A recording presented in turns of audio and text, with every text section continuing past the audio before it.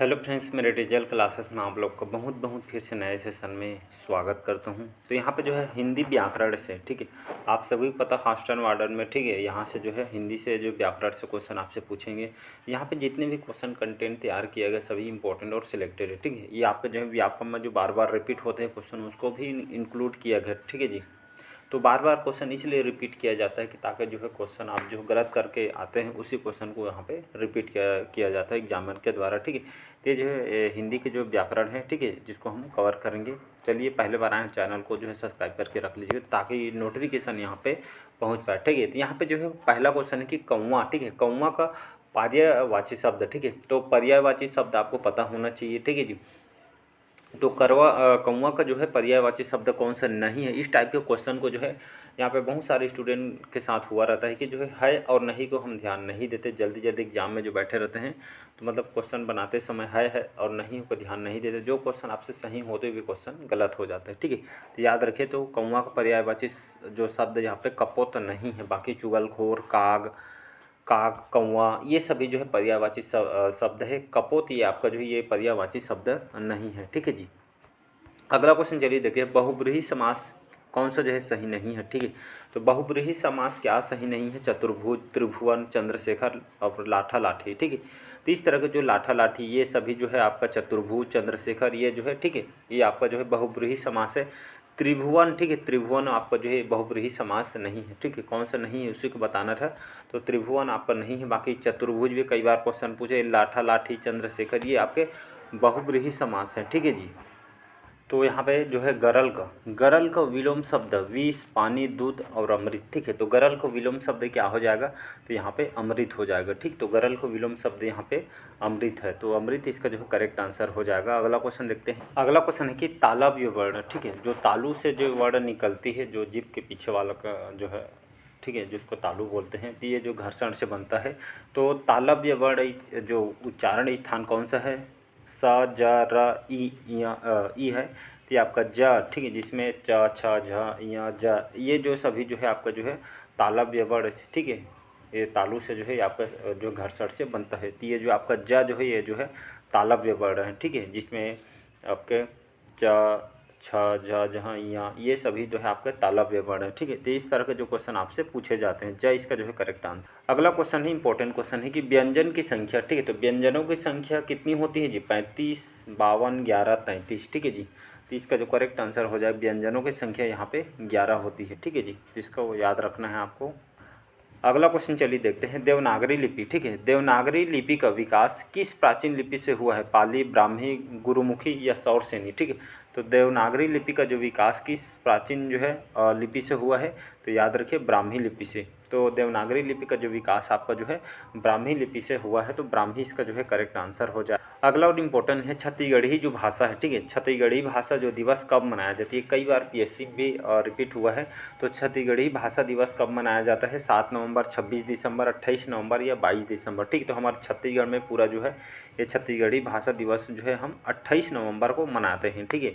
ये भी क्वेश्चन जो है आने की संभावना है, तो याद रखिए छत्तीसगढ़ी भाषा दिवस हम 28 नवंबर को मनाते हैं।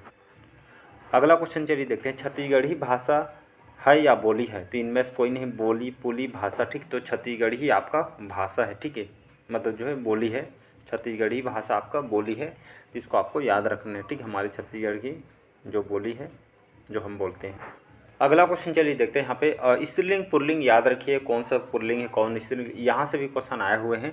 तो पुस्तक कौन सा लिंग है? उभयलिंग, स्त्रीलिंग, स्पेलिंग, पुल्लिंग, ठीक है। तो पुस्तक आपका जो है स्त्रीलिंग है, ठीक है, याद रखिएगा। तो पुस्तक आपका स्त्रीलिंग है, पुल्लिंग है, ये सभी आपको जो है पता होना चाहिए। अगला क्वेश्चन है शुद्ध अशुद्ध वाक्य, यहाँ से भी क्वेश्चन आएगा। तो वाक्य शुद्ध शब्द, ठीक है, तो इसमें ज़्यादा दिक्कत नहीं रहता है। शुद्ध वाक्य जो है शुद्ध शब्द, यहाँ पे शुद्ध शब्द का चयन करना है। केवल 4 रुपये दीजिए, ये आपका जो है शुद्ध शब्द है, वाक्य आपका शुद्ध है, ये आपका करेक्ट आंसर हो जाएगा। तद्भव तत्सम, ठीक है, इसी में जो है तद्भव शब्द माना जाता है। कवि, किसान, अग्नि और पिता, ठीक है। तो इसमें से तद्भव शब्द कौन सा माना जाता है? जो किसान है, किसान इसमें जो है आपका तद्भव शब्द है, ठीक है जी। तो तद्भव तत्सम से भी क्वेश्चन आएंगे।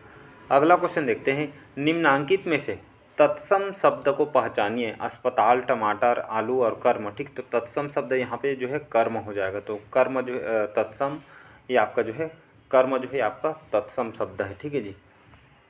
अगला क्वेश्चन है सीधा साधा का शुद्ध रूप कौन सा है, ठीक है। शुद्ध अशुद्ध से ये आपका जो है सीधा और आपका सादा, ये आपका जो है शुद्ध रूप हो जाएगा, ठीक है। तो आपका जो है सीधा साधा शुद्ध रूप, सीधा साधा करेक्ट आंसर हो जाएगा। अगला और बहुत ज़्यादा इंपॉर्टेंट क्वेश्चन, ये मतलब बहुत बार क्वेश्चन ये व्यापम में भी रिपीट हुआ है, पीएससी में भी क्वेश्चन आया है, ठीक है। डबल स्टार लगा रहा हूँ, ये बहुत बार क्वेश्चन रिपीट हुए डबल, ये जो है मान के चलिए क्वेश्चन 1 नंबर ये मान के चलिए आएगा, ठीक है। निम्नलिखित सही वर्तनी वाला शब्द को जो है चुन के बनाना है। उज्ज्वल उज्ज्वल उज्ज्वल करके दिया है, तो इसका जो है सही उज्ज्वल कौन सा हो जाएगा, इसको जो है चयन करना है, तो आपका ये वाला, ठीक है। उज्ज्वल इसका जो करेक्ट आंसर हो जाएगा, ये आपका जो है सही वर्तनी वाला शब्द हो जाएगा। कई बार क्वेश्चन आया। अगला क्वेश्चन देखते हैं यहाँ के, आगा पीछा में कौन सा समास है, द्वंद्व, द्विगु, तत्पुरुष या अव्ययी भाव समास, ठीक है। तो आगा पीछा में कौन सा समास है, तो इसमें जो है द्वंद्व समास है, ठीक है। तो आगा पीछा तो ये आपका द्वंद्व समास है।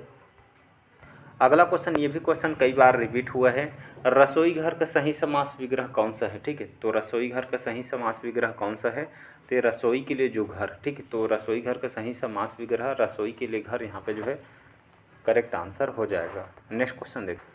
अगला क्वेश्चन देखते हैं, भरपेट।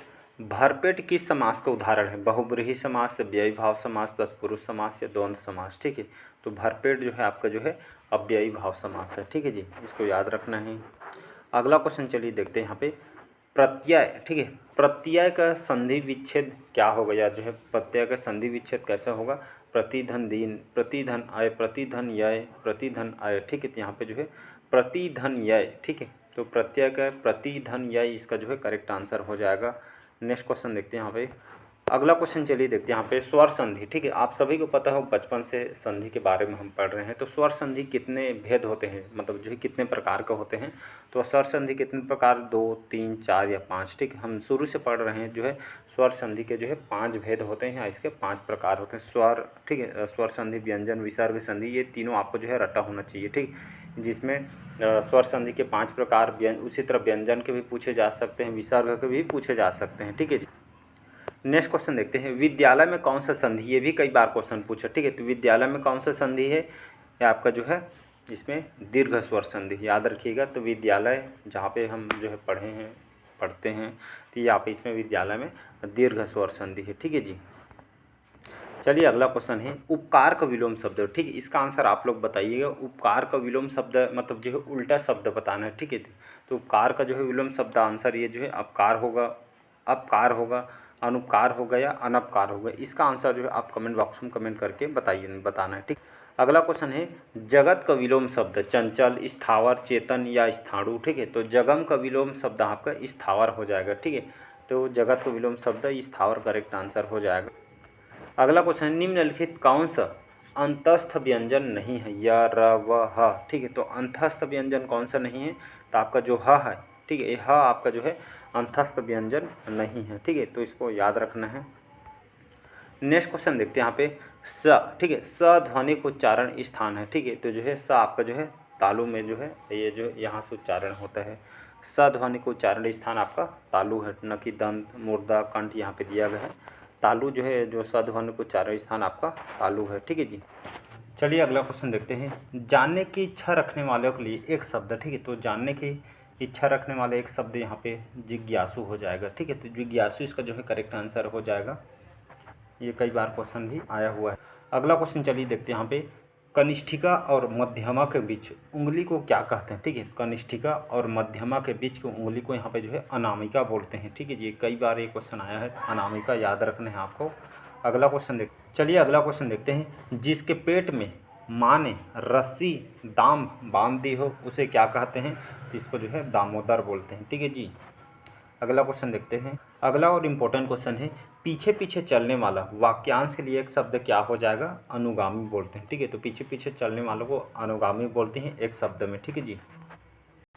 अगला क्वेश्चन चलिए देखते हैं यहाँ पे, जिसकी कोई कीमत ना हो सके, वाक्यांश के लिए एक शब्द यहाँ पे जो है अमूल्य हो जाएगा। सेकेंड ऑप्शन जो है करेक्ट आंसर हो जाएगा, जिसकी कोई कीमत ना हो उसके लिए जो है अमूल्य हो जाएगा, ठीक है, न कि बहुमूल्य।